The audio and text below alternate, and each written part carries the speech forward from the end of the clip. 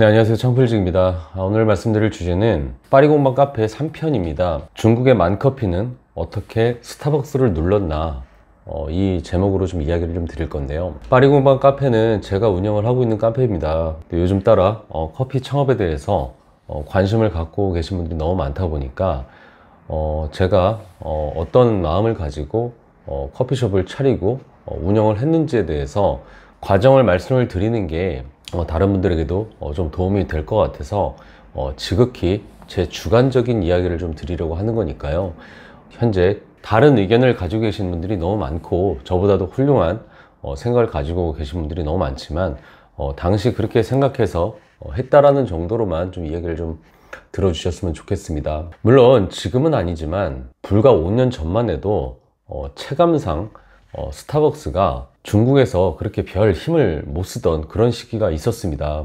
뭐 카페베네가 우리나라에서 또 중국으로 넘어가서 막 1000개까지 막 쳤었을 때도 그 시점이었고, 어쨌든 스타벅스가 지금은 뭐 최고 브랜드긴 하지만 당시로는 조금 힘을 좀 못 쓰는구나 이렇게 느껴질 때가 있었단 말이에요. 중국에는 당시에 만커피라고 있었습니다. 근데 재밌는 건 이 만커피 회장님은 한국 분이에요. 저도 예전에 중국에 사업을 하러 왔다 갔다 하다 보니까 한번 뵀을 기회가 있었는데, 어쨌든 예전에 기억하시는 분이 있을지 모르겠지만 정성본 샤브샤브라고 거의 우리나라 샤브샤브 브랜드로는 거의 초창기 브랜드일 건데, 최선당이 나오기 전까지는 단연 정성본이 으뜸 샤브 브랜드라고 말씀드릴 수가 있을 것 같아요. 그리고 그 정성본 샤브의 대표님이 그 신자상 회장님입니다. 제가 파리공방을 만들기 전에 사실 이 만커피에서 영감을 많이 얻었습니다. 만커피는 사실 매장에서 죽 때리는 그런 고객들을 겨냥해서 만든 브랜드거든요. 그리고 중국 사람들이 당시에 커피숍에서 죽 때리는 데 있어서는 정말 선수들이었고요. 가족들과 죽 때리고 친구들과 죽 때리고, 아무튼 한 번 앉으면은 여럿이 앉아서 떠드느라 굉장히 자기들만의 프라이빗한 공간을 선호합니다. 이 프라이빗한 공간이라는 게 중요한 건데, 우리나라 커피 브랜드라는 게 사실 스타벅스 같은 외국계 브랜드를 벤치마킹해서 생긴 브랜드들이라 의자도 불편하고, 안 그래도 비싼 월세에서 운영하던 습관이 있어서 회전율도 좋아하니까 의탁자도 따닥따닥 붙어 있습니다. 붙어 있으니까 이야기 좀 하려면 시끄럽고 음악 소리까지 겹치면 정말 일대 혼란이 옵니다.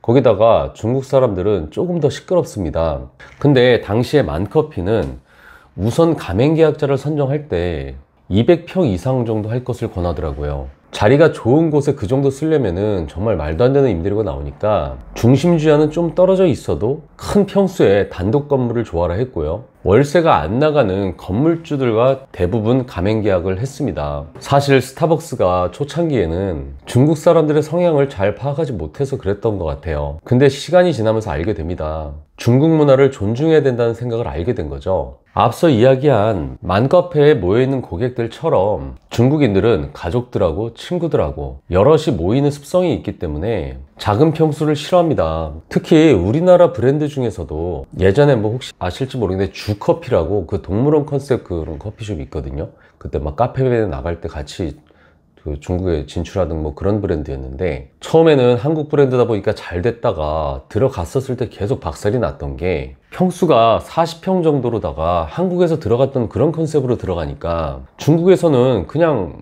조금 규모가 좀 큰 그런 동네 카페한테도 까이게 된 거예요. 만커피는 평수가 크다 보니까 스타벅스나 탐앤탐스, 이디야처럼 동일한 의탁자도 하나도 없고 섹터별 공간도 다양해서 만커피를 갈 때마다 분위기가 다른 자리에 앉고요.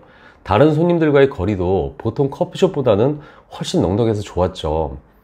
오래 죽 때리다 보니 식사 메뉴들도 조금씩 있습니다. 레스토랑처럼 전문 메뉴는 아니지만 뭐 수제버거나 샐러드 같은 그런 간단한 식사류들이 있어서 사람들이 보통 커피만 시키는 게 아니고 좀 더 시켜 먹습니다. 어차피 오래 앉아있을 생각으로 온 거니까. 어쨌든 그 이후로 스타벅스도 만커피처럼 능동적으로 변화를 해가지고요, 단체 손님도 받을 수 있을 정도로 대형으로 들어가는 전략으로 그렇게 바꿨고, 오랫동안 죽 때릴 수 있게 딱딱한 나무 의자도 있지만 소파 같은 공간, 뭐 공간은 많이 차지하지만 그래도 편안한 섹터를 제공하려고 노력을 했죠. 거기다가 하나 더 한 건 뭐냐면, 원래 중국인들은 좀 허세라든지 체면 같은 게좀 크거든요. 보통 옆집에서 만약에 5,000원짜리 김치찌개 팔면은 우리나라 사람들은 옆집 5,000원이니까 내가 좀 더 장사가 잘 되니까 500원 더 내려서 4,500원에 팔아야 되겠다, 뭐 이런 생각을 하는 게 우리나라 마인드라고 한다면, 그 나라는 5,000원 받으면은 나는 6,000원 정도 받아야 된다, 이렇게 얘기를 합니다. 이 정도 퀄리티면 옆집보다 내가 못한 게 뭐 있어, 난 6,000원 꼭 받아야 돼, 많이 받는 게 자기들 스스로의 그런 자부심인 거죠. 그러다 보니까 가격 체계도 중국 스타벅스가 되게 비쌉니다. 근데 사람들은 비싸기 때문에 더 먹어요. 커피는 스타벅스, 뭐 핸드폰은 뭐 애플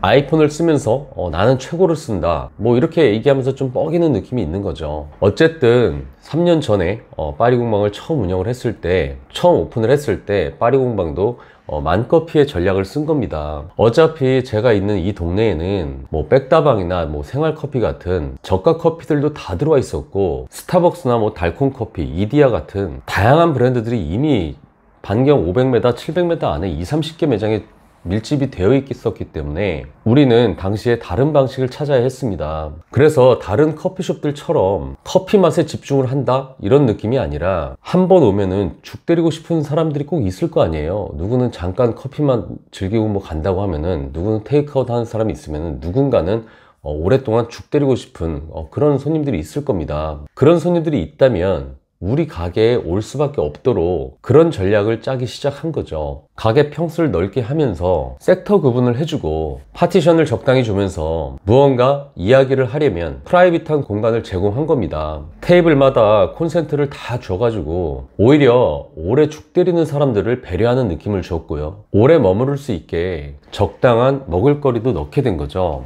만커피에 매일 오는 손님들이 앉는 자리마다 다른 분위기로 지루하지 않게 느끼게 했던 것처럼, 파리공방도 올 때마다 다른 곳에 앉아서 다른 분위기를 느낄 수 있도록 그렇게 구성을 한 겁니다. 결국 그 전략이 먹혔고, 시간이 지날수록 무언가 그 동네에서 오래 이야기할 사람들은 우리 카페로 고정적으로 오게 되었고요, 테이블 단가가 다른 카페들보다 훨씬 높아서 접객수 대비해서 매출이 높아지기 시작합니다. 거기에 우리는 한 발 더 앞서 나갈 생각을 하고 세부적으로 계획을 짰습니다.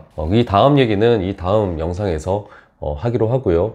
아무래도 0부터 카페를 오픈을 하고 운영을 했던 경험들이 있다 보니까 커피 창업에 대해서 좀 궁금하신 분들은 창필 카페에 오셔서 그 파리공방 카페에다가 질문을 남겨주시면 저가 남기든 우리 점장이 남기든 필요한 부분 소통할 수 있게끔 그렇게 할 테니까요. 궁금하신 거 있으시면은 네이버에 창필 카페 치셔서 들어와셔서 문의 주시길 바랍니다.